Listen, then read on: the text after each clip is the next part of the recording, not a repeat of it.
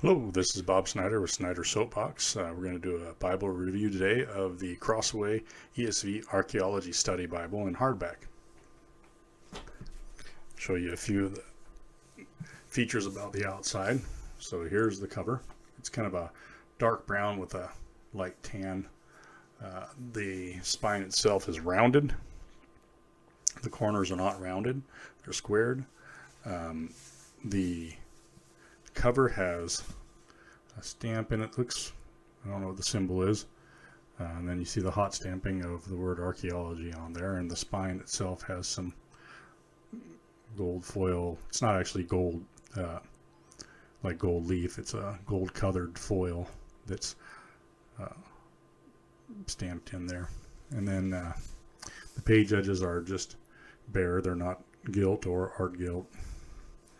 The text inside is black text, so it's a black letter edition. It's not a red letter edition. The text is laid out in a double column format with paragraphs instead of verse format. The spine itself is sewn, and I'll open this up to where maybe you can see that. I don't know how well it's going to come over on the camera, but you might be able to see some of the stitching there. Maybe, maybe not. You can take my word for it too. It is stitched. This Bible's printed and bound in China by Crossway. They usually have pretty decent quality control. If you have a problem with the Crossway Bible, you can, as far as the manufacturer goes, if there's defects when you get it, you can send it back. They warranty it. You have the table of contents, biographical sketches. There's this little blurb in here about the contributors and a preface, and then you have the introduction page and a presentation page. We have an article here on what is archaeology, and then it goes into the Old Testament. The paper in this one is on par. I wouldn't say that it's real thin Bible paper. I'm guessing it's probably 28 or 30 or 32 GSM. I'd have to actually email them and ask them again. The features in this Bible are in color.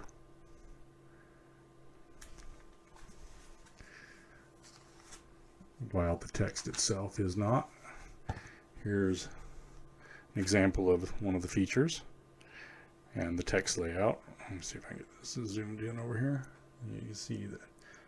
Hopefully it'll focus on that text. I don't know if you're going to be able to see it in the video. It looks to be 8-point font, maybe 10. The footnotes at the bottom, not the study Bible notes, but the footnotes look like they're 6-point. The study Bible notes could be 6 or 7-point. Looks like this feature here was cracking hieroglyphics, the Rosetta Stone. So it was a picture of the Rosetta Stone with a little article about that inside. And those kind of things are going to be dispersed throughout the entire archaeology study Bible. There's another little feature there. It's hard to get these things close enough to the camera. And of course, it's not going to focus, right? It never focuses when you want it to. So who's this Bible for, right? I found value in this for like archaeological curiosity, as well as making connections to the scripture and the places and people and times that they were living. So for your study, if you're one of these people that has a difficulty of reading through historical facts and making any kind of connection, and I know that can be a problem for some folks, this helps, because as you read through and you see these features that are in there dispersed in the text, you can say, okay, now I've got this picture and this little article that helps fill in this little gap, and that part of my brain is engaged in the study process. So rather than just reading through a section with history that you just kind of gloss over and forget, it makes an impression. So if you're that type of learner, it does help you in your study.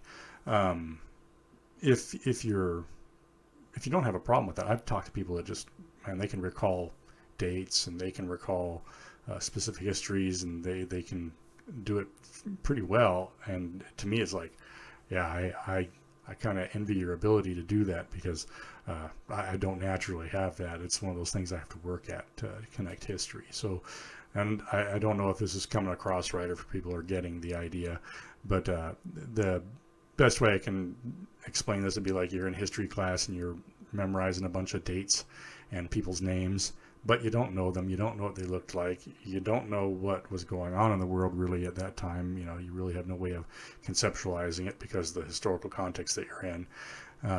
This type of study aid helps you to make those connections and understand a little bit more without actually having been there. So if you're that type of learner, it's helpful. Like I said, there's other guys I know that they can just rattle these dates off like, man, like they were there, you know, and that's neat. I'm, you know, happy for those people, but I'm not one of them. So if you are interested in archaeology, especially archaeology of the biblical sites, and you have a little bit of disposable income, and you'd like to buy a study Bible that would bring some of that to light, I think the ESV's Archaeology Study Bible would be a good option for you.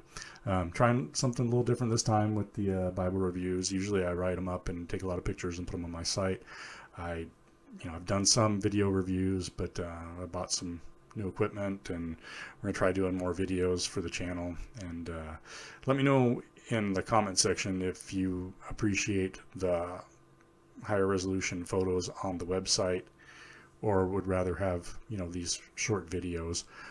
With the videos, I'm going to try not to be taking a lot of time, because really after you got the stats and some of the features of the particular edition and how it's made, there's not really a lot that can be said. So as long as we're talking with solid translations and we've got decent build quality, then it boils down to a lot of really subjective features. So, and I don't know how much of that you'd want to, you know, click through and look at pictures on the website, or and reading an article or review that way, or whether you review, you know, you rather watch a review like this real quick. So like I said, I'd appreciate if you leave a comment and say which one you prefer.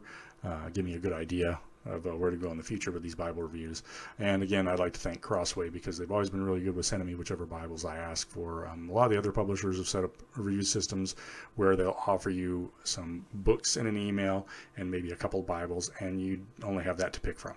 And they're trying to push those things in sales, obviously, because that's what they want to do. But Crossway, I've been able to tell them what I want, and they send it to me. So, and sometimes they'll send me 3 or 4 Bibles at one time when I ask. So they've been real good about that. And they're probably about the only publisher left that does that.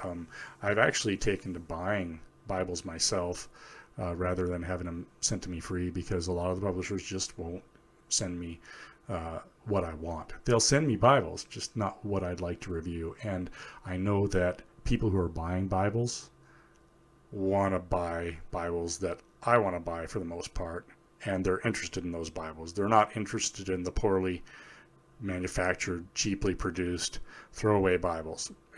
Why would you want me to review those anyways, right? I mean, I could spend my time reviewing a Bible that's falling apart, brand new, out of the box. And you know what the review is going to say? This is garbage, don't buy it.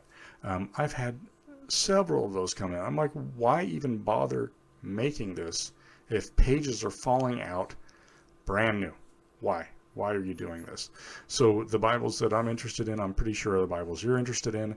And I don't have time for these people that want to play games, the publishers that want me to push their product. So not ever going to do that. I will review what I want to review. And that being said, keep an eye out for new Legacy Standard Bible editions coming out. I pre-ordered those, so when I get them, I'll throw up a little review for them, so you can, you know, hopefully be one of the first to see what's going on with those editions and get them if you're interested. And I really like those. I still like the ESV. I still like the 1995 NASB. I'm not so keen on the 2020 NASB. That's why I like the LSB, right? So hopefully you guys are enjoying the channel, and I'll see you later. Have a good day.